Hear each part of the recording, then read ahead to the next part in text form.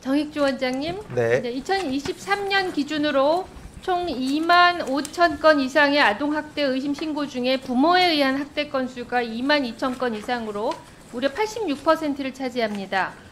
부모로부터 학대받는 아이들을 구할 책임은 나라에 있습니다. 그리고 학대와 관련해서 부모를 대할 때는 엄격한 잣대를 적용해야 합니다. 동의하시죠? 네.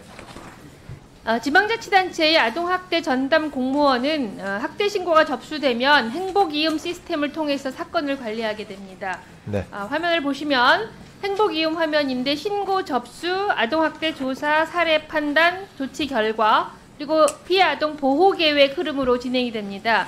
그런데 이 화면에 아무리 눈을 씻고 찾아봐도 가해자 혹은 학대 의심자라는 단어는 보이지 않습니다.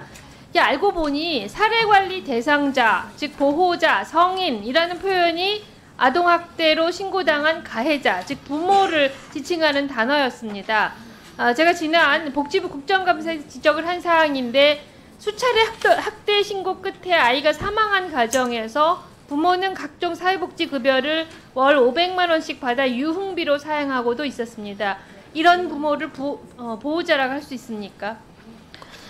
시스템을 직접 다루는 담당 공무원들이 가해자를 보호자라고 인식하는데 과연 국가가 학대받는 아동을 구출할 수 있을지 매우 의심이 됩니다. 국가 아동학대 시스템도 마찬가지입니다. 아동 초기 면접 결과를 등록하는 페이지인데 학대에 노출되도록 하는 피해 아동 요인이라는 표현이 있습니다. 그래서 거기에 대해서 보통, 낮음, 높음 이렇게 표기하도록 되어 있습니다.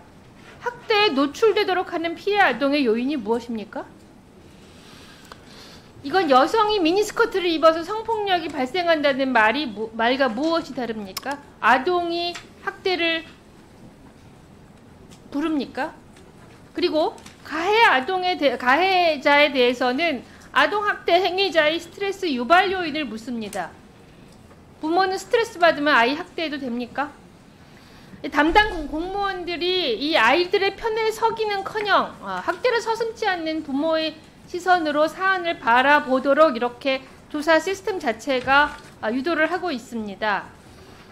3년 전 우리나라에 부모의 체벌을 금지하는 법까지 통과됐는데 아직도 어른의 시각에 따르는 온정주의가 곳곳에 드리워져 있습니다. 원장님, 아동의 시각에서 어떤 것이 필요한지 숙고하시고 대안을 마련해서 저희 의원실로 보고해 주시기 바랍니다. 네, 그렇게 하겠습니다.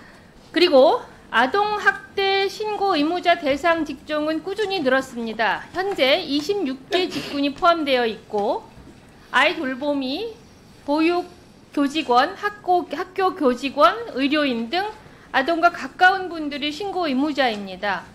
이분들이 신고 한 건 한 건이 아동학대 발견은 매우 중요합니다. 과거 교수 시절의 원장님은 신고 의무자를 교육해 반드시 신고하도록 해야 한다. 이분들의 아동학대 신고 한 건이 죽음으로 연결될 수 있다는 자세로 접근해야 한다라고 말씀하셨죠. 맞습니까? 네, 네 맞습니다. 그런데 이 신고 의무자들의 신고 건수가 21년 2만 3천 건에서 지난해 12,000건으로 오히려 2년 만에 10,000건 이상 감소했습니다. 네. 반면 비신고 의무자들의 신고 건수는 오히려 증가했습니다. 유형별로 살펴봐도 학교 직원, 아동복지시설 종사자, 보육교직원 등등 전반적으로 큰 감소세를 보입니다. 이 언론 보도에 따르면 이 아동학대 신고 의무자분들이 겪는 고충이 매우 큽니다. 실제로 아동학대 정황을 본 교사 가운데 10명 중 6명은 신고를 하지 않았다고 답했습니다. 그 이유는 신고를 해도 아동이 실질적으로 보호받지 못할 것 같아서, 그리고 보호자의 사적 보복이 두려워서라고 응답했습니다. 신고 경험이 있는 교사 가운데 65%는 신고 이후에 보호자의 보복 같은 어려움을 겪었다고 합니다. 아동학대 처벌법은 아동학대 범죄 신고를 이유로 불이익을 주지 못하도록 규정하고 있고 보호 조치도 마련하고 있습니다. 하지만 신고 의무자의 신원이 노출되거나 보복이 있을 경우 처벌 규정이 있어도 실제로 강력한 처벌로 이어지는 경우는 드뭅니다. 원장님, 네. 아동학대 신고 의무자 보호를 위한 강력한 조치를 대한 의견을 밝혀주시고 관련 계획을 저희 의원실로 보고해 주시면. 네, 신고자의 신고율을 높이는 것들이 굉장히 중요한 과제 중에 하나고요. 그래서 그런 부분들을 하기 위해서 저희가 주요 직군별로 이렇게 의견 수렴, 맞춤형 컨텐츠 마련 같은 것들을 하고 있습니다. 또한 뭐 비밀 엄수라든지 신변 보호라든지 면책 규정이라든지 이런 내용들을 충분히 알려서 두려움 없이 신고하실 수 있도록 그렇게 조치하겠습니다.